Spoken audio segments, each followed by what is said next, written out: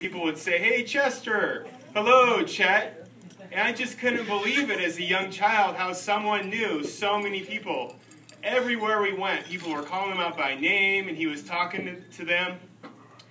And he just kind of had a way about him, a way that he could interact with others and just had a certain charm. I remember going out to restaurants. We'd walk in, and somehow he'd find the owner. And there he'd be shaking hands with the owner of the restaurant, talking like they were lifelong friends.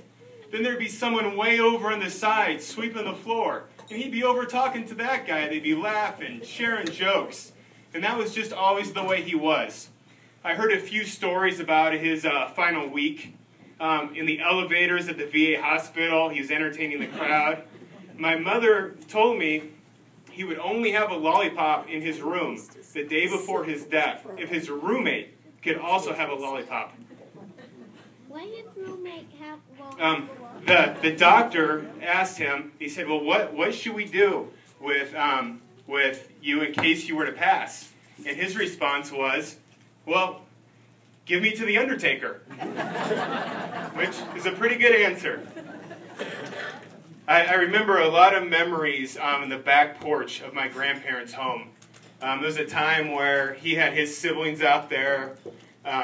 There were my parents' generations, my aunts and uncles. And that was always a real special place. And it really centered around my grandparents and Grandpa Chester. And he just had such a positive way about him. That was just a pleasant place to be, always pleasant memories. Whenever I saw him throughout my entire life, he always had candy for me and a diet soda.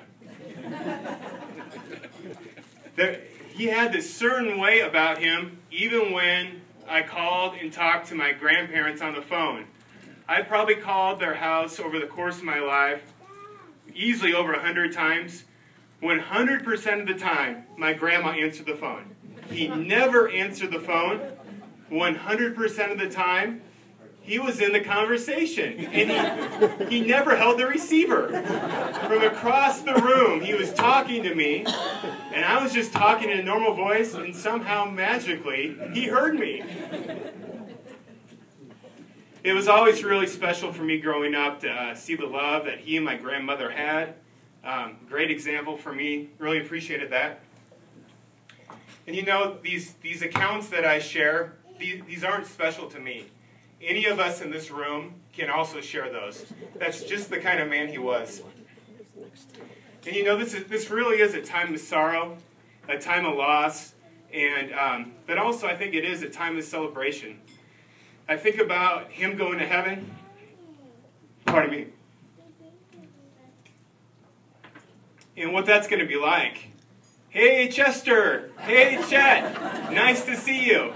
I think he's going to have a grand South Omaha welcome. So, Chester, we miss you, and rest in peace.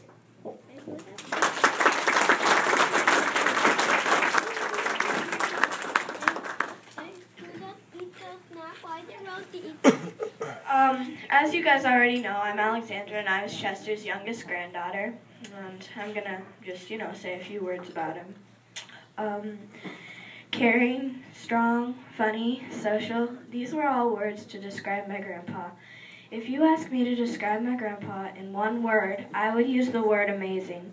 He was truly an amazing person. I believe that everybody had a different type of relationship with my grandfather, but mine in particular was very special. My mom, Karen, tells me that Grandpa wouldn't let anyone touch his hair except me. I would run my hands through his strangely full head of hair. It meant the world to me. My grandpa called my Basset Hound Beagle worthless. Every time